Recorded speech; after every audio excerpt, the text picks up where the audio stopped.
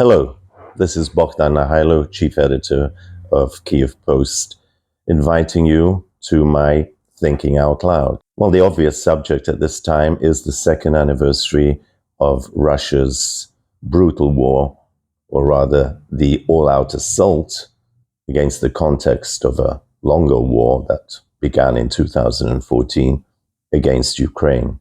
Given the complexity of the subject and the emotions involved, I've jotted down some notes just to guide me through. Yes, it's the second anniversary of Russia's attempted Blitzkrieg to take Kyiv and destroy Ukraine, impose its puppet government, we assume, in Ukraine. But in the broader context, we recall that Russia's war against Ukraine has already been going on for some 10 years, since 2014, when Russia seized Crimea and parts of eastern Ukraine, notably in the Donbas region. They've been difficult years. Lots of fighting at the very beginning, and especially during the last 2 years. Massive displacement of population, horrendous destruction and loss of life, but heroism, fortitude on the part of Ukrainians and their allies, and very importantly, I think, the impact it's had on world politics, on Europe, on the United States. Because in many ways, especially 2022, February the 24th, was a game changer. The world is different since then. Let's just briefly recall what occurred and ask the question, was Ukraine in 2022 really prepared for a massive new onslaught, full scale, by the Russians? Arguably, Ukraine should have been better prepared, given the aggression continuing and the fighting continuing, perhaps in a subdued way, in the east of the country. But was it really prepared for the massive strikes that Russia launched in February 2024? Probably not. The warnings had come from the most eminent foreign leaders, but for some reason, the Ukrainian leadership, not that they pretended not to hear, but gave the impression that these threats were exaggerated, perhaps so as not to sow panic among the population. But when the assault came on that morning of February 24th, 2 years ago, it sent shockwaves not only through Ukraine, but throughout the entire world.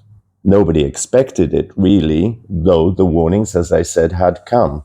But at that stage, the general impression was that Ukraine's friends in the West expected Ukraine to cave in rather soon under the force of a full frontal Russian attack. Ukraine was in effect written off, but to the surprise of many, the Ukrainian leadership held firm. Zelensky and his government stayed in Kyiv.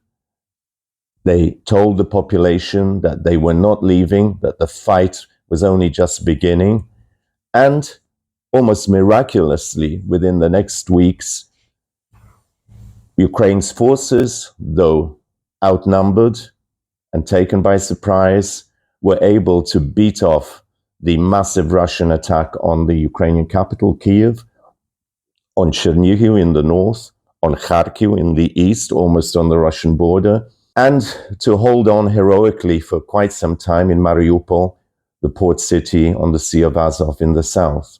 Mariupol eventually fell. We remember the brave defenders of the Azov force that was there right until the last moment. Kherson fell, but it was retaken by the Ukrainians. So eventually, hopes were raised that Ukraine would launch a successful counteroffensive in the summer, and that we would be on our way to victory with the help of our Western supporters. Let's recall the very strong support that Ukraine got from Poland, the Baltic states, other European countries, the United States in particular, in the early phases of the all-out war that Russia launched. But things got complicated, as we saw, not only because of the massive outflow of population, refugees that flooded Europe, and not only Europe, and fortunately were well received with generosity by the host countries. And this impact weakening the labor force and the military potential force obviously was a factor. But most importantly was the increasing demand for more ammunition, whether in terms of aircraft, military aircraft. Remember, Ukraine had pleaded with its allies, de facto allies, to close the skies very early on, right from the beginning, in fact, of the full-scale war. And the need for long-range missiles, artillery, etc. Some of that came, but the process stalled and slowed up. And that, of course, compounded things for the armed forces of Ukraine. One could ask the question, why wasn't Ukraine better prepared to defend the south of Ukraine? After all, there had been talk for years about Russia's intention to conquer territory in the south of Ukraine and to thereby create a corridor to link it, a land corridor to link Russia proper with Crimea. Well, we have what we have, and Ukraine has tried to retake territory in the south. I've mentioned Kherson, and it's made bridgeheads over the Dnipro River to the south. But unfortunately, some 20% of Ukraine's territory, including the south and mainly in the east, remain occupied by the Russian invaders. What will happen to those territories which have been depopulated, destroyed, cleansed of their Ukrainian, pro-Ukrainian population? What is their fate in whatever peace arrangement is eventually reached, hopefully with the defeat of Russia? The other questions that have compounded matters have been, of course, developments within the United States, within Congress, the political infighting between the far-right Republicans and Democrats, which has delayed, blocked the aid, military aid in particular, that Ukraine was expecting after having been told that it would receive this by President Biden and others earlier in 2024. But on the other hand, this has galvanized European states that were perhaps skeptical about helping Ukraine to the full, Germany in particular, and France. Remember the Minsk process in which the German leaders and French leaders of that time seemed to Ukrainians to be sitting on the fence and to be appeasing Putin in the framework of the so-called Minsk Accords. And now we have a situation within certainly the last 6 months, if not more, where Germany and France are in the forefront, along with Poland and the Baltic states, in trying to accelerate and raise the level of support for Ukraine, not just financial, but in terms of the arms that Ukraine needs, the ammunition, basic ammunition that Ukraine needs. So for Ukraine, that obviously is very positive. And Ukrainians remain hopeful that this year still the blockage in Congress will be removed sooner rather than later, and that the presidential results in November will be favorable to Ukraine. What else lies ahead? Well, of course, for Ukraine, the great challenge is not only to get the support it needs in terms of the military support, it needs to mobilize far more soldiers to hold not only positions, defensive positions, but also to gear up for a possible, or rather the expected counteroffensive further down the line. That is a tricky topic for at home, And of course, it's very important that this issue is presented properly to the public and that Parliament votes on an acceptable formula for moving ahead with mobilization sooner again rather than later. It's also very important for Ukraine to convince the outside world, particularly its supporters, the population, that its weariness, its fatigue perhaps with Ukraine, should not overshadow the realities on the ground. Ukraine is fighting heroically, stubbornly against, in some cases, overwhelming odds on the battlefield. And it's managed, after all, despite the counteroffensive that not so much ran out of steam, but was not sufficiently bolstered by the weapons and that had been expected to arrive. That despite that, look at the successes that the Ukrainians have managed to achieve. They've sunk quite a few of Russia's naval force in the Black Sea. The Black Sea Fleet is no longer the giant threat that it was 2 years ago. Sevastopol as a naval port has been neutralized effectively by Ukrainian strikes, by drones, by torpedoes, sophisticated weapons that Ukrainians themselves have helped to develop. And Ukrainians have retaken some of the land that they initially lost to the occupiers at the outset of the war.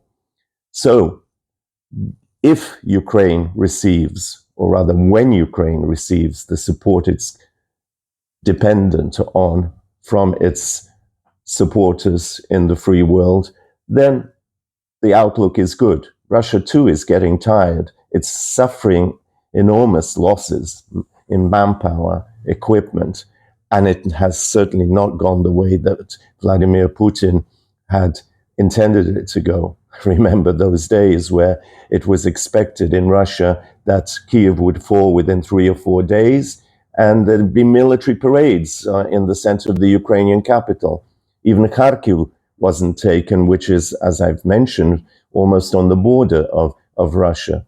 And with casualties mounting and the economic costs of sanctions also increasing, and also the isolation of Russia and its dependence on North Korea, on China, on Iran, this makes a mockery of this great state status that Putin wanted to reclaim for Russia by, among other things, seizing as much as he could of Ukraine and, in effect, getting the West to accept his terms, to appease him, and to effectively do as he pleased.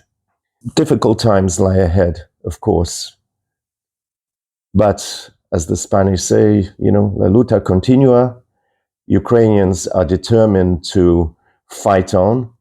They are hopeful, and I would say confident, that the help from the West will arrive. And by the West, I mean Japan as well, and South Korea, other countries that have democratic values and are against imperialism and totalitarian, authoritarian rule.